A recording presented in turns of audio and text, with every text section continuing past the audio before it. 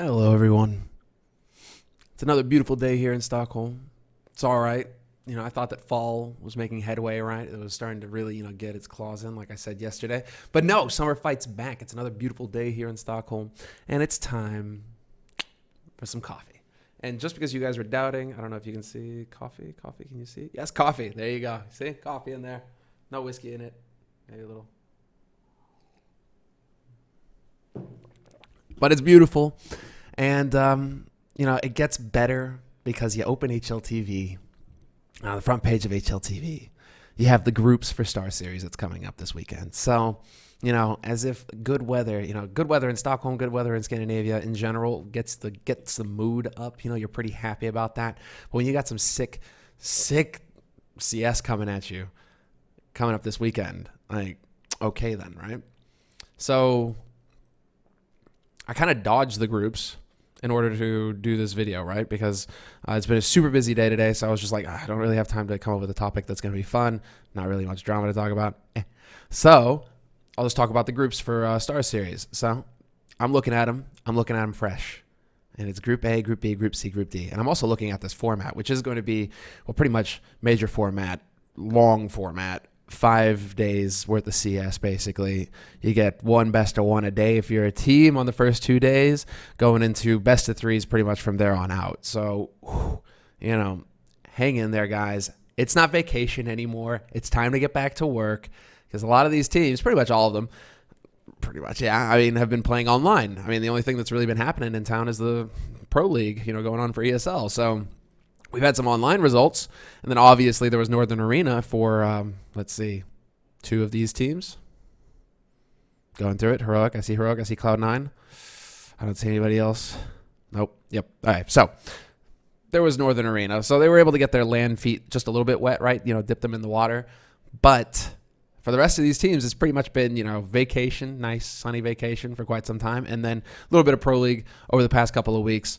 Getting back into the groove of things, but again, online play, so a bit tough to say. Now you're going to get back into that LAN setting. You're battling it out in a studio sort of format over the first 2 days, but then, you're obviously fighting for that decider spot. Well, it's kind of funny, actually. You're fighting for that decider spot is what I want to say, because basically if you win your two best of ones, that's it.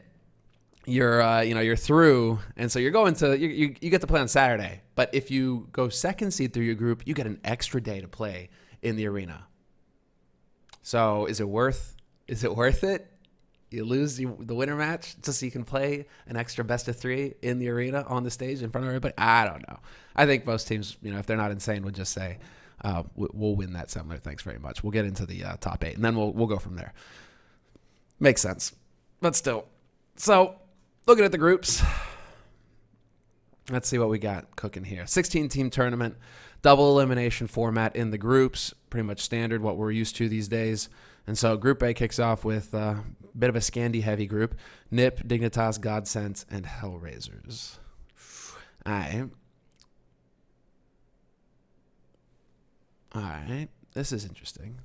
Because this is what we were talking about with the return of the ninja, right? Like Mike Lele coming back into the fold here for NIP is going to be real fun. I don't think that Mike Lele is ever going to hit that 2014 level again.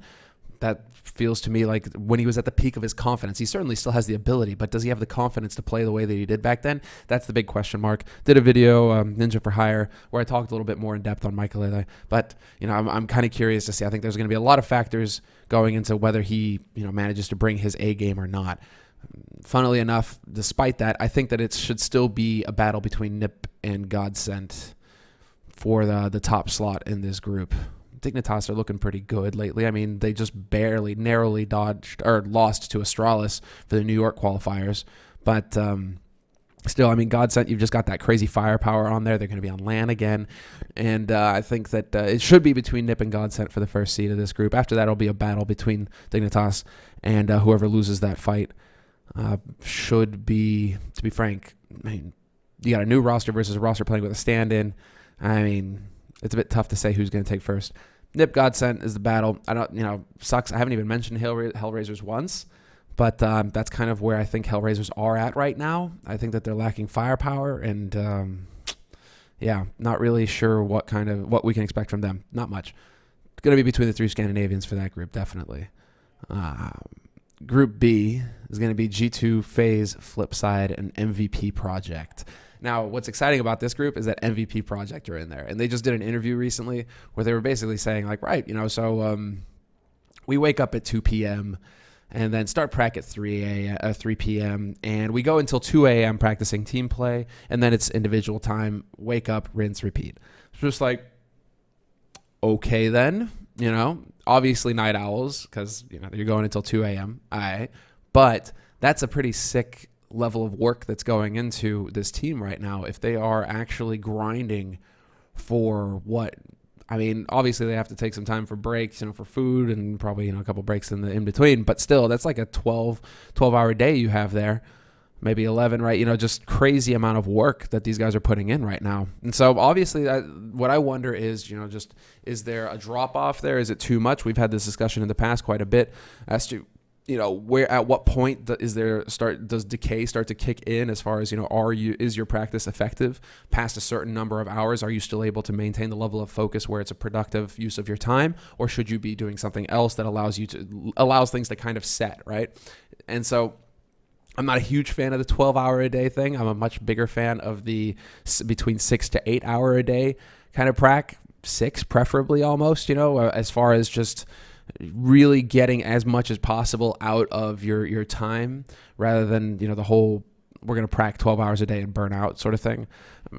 Right. Well, that's just my opinion, but I am excited to see MVP Project. We do have 3 teams, from the Asian region that's going to be really sick to see. Tyloo and CyberZen are here as well. And so really excited to see those two because we've seen a bit of them in the past. The minor qualifiers at the beginning of the year is really like the ones where they stood out. Well, obviously there was also Masters that happened, Malmo for DreamHack. But, good to see them back. But MVP in Group B, are they going to be, that's the question there, a big question mark. Are they going to be good enough to take on the likes of G2, FaZe, and Flipside? Highly doubt that they'll have, the firepower to take on G2. G2, for me, should be the standout team in this group. They should top the group. That is how it should go. Based off of obviously LAN results before the big break, but coming out of the break, just a little bit of Pro League to go off of, bit tough to see. But again, LAN and with veterans like Shoxy on the team, Scream, if he can maintain the headshot machine, basically, if he hasn't run out of oil, definitely think the G2 would take this pretty much a given. Then it's going to come down to, FaZe, Flipside, MVP. If MVP are going to have like some crazy upset story, that could definitely make things interesting.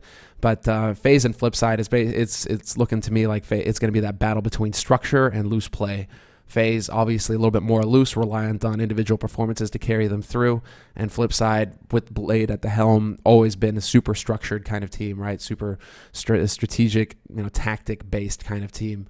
And so that'll be a fun battle to watch when they match up against each other. FaZe and Flipside, it's actually the first match for them in a best of 1 on Wednesday.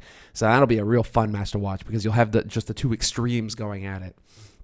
I still think that right now, all joining the roster on FaZe, Roban's still, I think, calling until some kind of ruling comes out that stops him from doing so. I mean, this isn't a Valve-sponsored tournament, so I think that Roban should still be at the helm of the team. I think that FaZe should carry through just out of sheer firepower, but I think it'll be a very interesting match.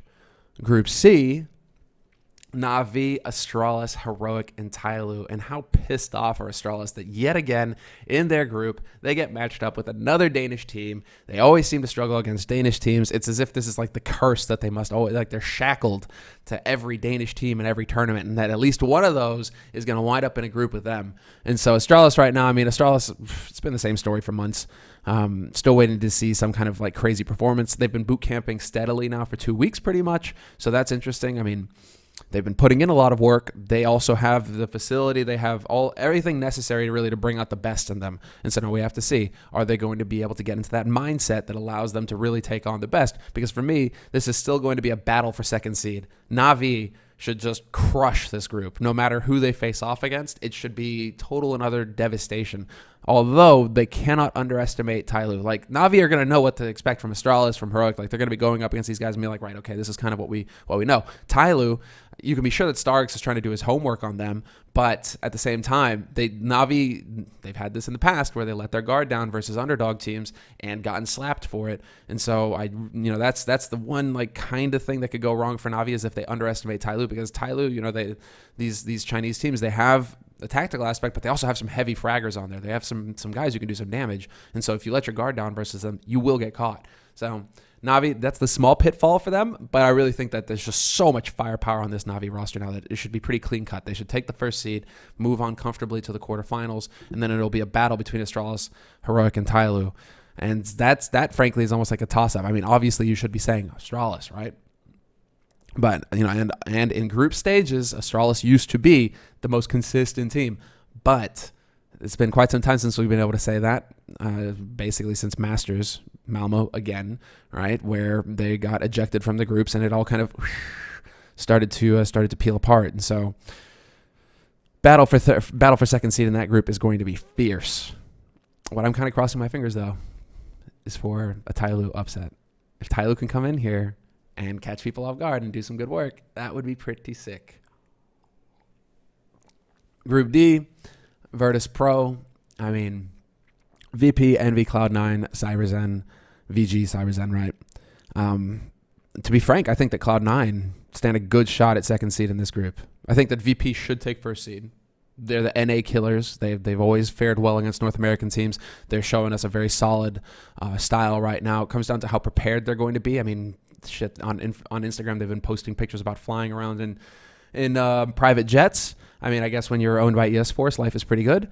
But, hopefully they've had some time for CS as well. And so we'll see what kind of level they bring here. But, obviously they've been playing some online matches with Pro League. I think they're 5-5 right now in standings and in Pro League. So, they're not doing too shabby. They're not doing too great.